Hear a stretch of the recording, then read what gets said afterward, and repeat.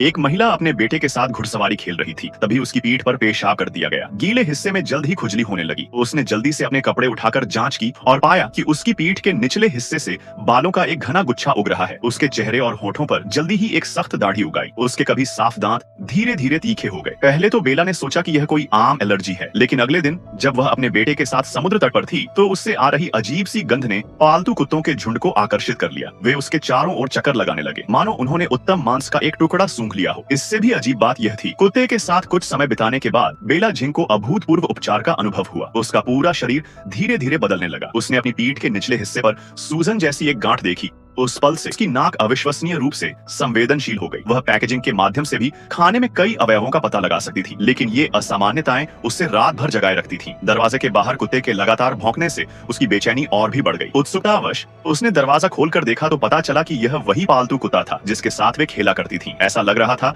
कि वह बहुत देर से आंगन में इंतजार कर रहा था, लेकिन बेला डरी नहीं, बल्कि उसे एक अजीब सी उत्तेजना महसूस हुई और वह उसे सहलाने के लिए उसके करीब गई। उसकी इस अंतरंग बातचीत ने उसे कुत्ते के नुकीले दांत दिलाए। अगली सुबह जब वह नाश्ता बना रही थी और अपने बेटे को पिछली रात के बुरे सपने के बारे में बता रही थी, तभी उसका बड़ा बेटा एक खून से लथपथ चूहे को लेकर अंदर आया। डर के मारे बेला तुरंत अपनी याददाश्त खो बैठी और अपने बेटे को छोड़कर उसका पीछा करती रही। वह दौड़कर दरवाजे की ओर गया और देखा कि आंगन जानवरों के अवशेषों से भरा पड़ा था। उनके फर पर अभी भी ताजा दांतों के निशान थे। उसे अचानक एहसास हुआ कि ये शव वही आत्माएं थीं जिन्हें उसने और उसके पालतू कुत्ते ने कल पकड़ा था। वह लाइब्रेरी गई और लाइकेंथ्रोपी पर किताबें पलटी और पाया कि हर मामला उसके लक्षणों से बिल्कुल मेल खाता था। कुछ गड़बड़ होने का एहसास होने पर उसने अपने शरीर को नियंत्रित करने की कोशिश की, लेकिन उसके हाथ मानने को तैयार नहीं थे। उसने स्टेक उठाया और उसे मुंह में ठूंस लिया और अनायास ही भौंकने लगी। इस असामान्य व्यवहार ने उसे तुरंत हंसाया। उसका बेटा मानो जोर से हंस पड़ा, लेकिन भीड़ ने उसे मानसिक रूप से बीमार समझा और भयभीत नजरों से देखा। केवल विचारशील प्रशासक ने ही उसे एक धैर्यवान और अच्छी माँ के रूप में सराहा। उसने सोचा बेला अपने बच्चे के साथ खेल रही है, लेकिन केवल वही जानती थी कि वह अभी कितनी बेकाबू हो गई थी। वह जल्दी से घर गई, किसी किताब में इलाज ढूंढती हुई। तभी उसे बाहर से कुत्ते की आवाज सुनाई। जैसे ही वह जांच करने के लिए बाहर निकली, उसके हाथ पैर बेकाबू होकर लॉन में रेंगने लगे, बेकाबू होकर जमीन सूंघने लगे। उसकी नाक घास के पत्तों से टकराने लगी। मेहमान बनने के बाद चांदनी में उसे अपना असली रूप पूरी तरह से पता चला। रूपांतरित धीरे धीरे एक कुत्ते की आकृति में विस्तारित। ऊपर से ये एक दयालु मां लगती है, लेकिन अंदर से ये एक जागृत होने वाला कुत्ता है। रात होते ही वह घास सूंघता हुआ कुत्ते की तरह आंगन में रेंगता है, यहाँ तक कि उसके हाथ भी बेकाबू होकर खुदाई करते हैं। जैसे ही उसकी खाल के नीचे से बारीक रोए बेतहाशा उगते हैं, वह पूरी तरह से अलास्का मालाम्यूट में बदल जाता है। ओ ओ ओ ओ। और अगर वह झाड़ियों से किसी खरगोश को बाहर निकलते देखता है तो उसके शिकारी जीन तुरंत जाग उठते हैं और खरगोश को पकड़ने के लिए सीधे हरित पट्टी पर हमला कर देते हैं। उसने मुर्गे को काट काट कर मार डाला, फिर कुशलता से उसे उठाकर ले गई और पहले से खोदे गए गड्ढे में दफना दिया। अंधेरे की आड़ में वह चुपके से घर पहुंच गई, लेकिन जैसे ही वह अपने शरीर से गंदगी धो रही थी, उसके बेखबर पति ने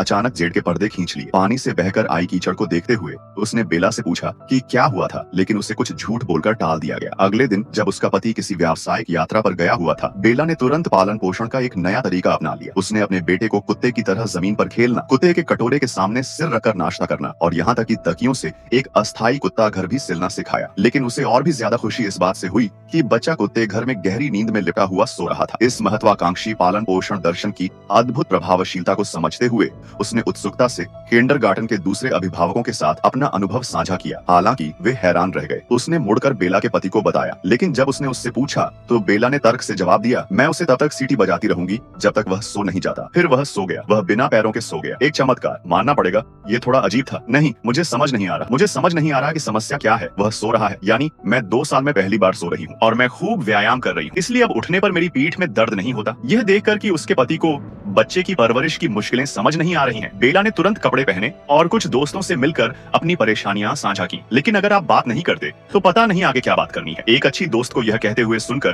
कि उसके पति को बच्चों की परवरिश में बहुत मजा आता है, बेला गुस्से से तुरंत अवाक रह गई। आखिरकार उसका पति काम से घर आकर पर्यटकों को पकड़कर अपने गेम कंट्रोलर से लगातार खेलता रहता था। उसे यह भी नहीं पता होता था कि बच्चा कहाँ पेशाब कर रहा है। इससे उसकी लंबे समय से दबी हुई शिकायतें फूट पड़ी और उसने अपने दोस्तों पर बेतहाशा गुस्सा निकाला। आखिरकार राहगीरों की हैरानी भरी निगाहों के बीच बेला ने गपशप से बचने का फैसला किया और एक बार फिर अलास्का मालाम्यूट में बदल गई। व्यस्त सड़कों पर बेतहाशा दौड़ने लगी। शायद इस महत्वाकांक्षा को जीवन से छिन गई खुशी को मुक्त करके ही वह उसे हासिल करने का रास्ता खोज सकती थी। लेकिन शांत होने के बाद उसके दिमाग में एक साहसिक विचार आया, अगर शादी दो लोगों के लिए एक युद्ध क्षेत्र है तो यूएर क्यों, यह एक माँ की तरह है। अगर आपके पति कभी भी बच्चे को शांत करने की कोशिश नहीं करते तो इसमें शक न करें। ऐसा नहीं है कि उन्हें ये करना नहीं आता, मैंने तो बस यही सोचा, तुम्हें यही करना चाहिए। लेकिन नायिका ने 5 साल तक इस असहनीय पारिवारिक अन्याय को सहा था। हर दिन उसका पति घर आता और सिर्फ खेल खेलता। उसे न सिर्फ बेला की बच्चों की परवरिश की मेहनत की परवाह नहीं थी, बल्कि वो बेरुखी से भी पेश आता था। उसने अधीर होकर कहा, मेरी पत्नी को काम करने की भी जरूरत नहीं है, वो घर पर सुरक्षित है,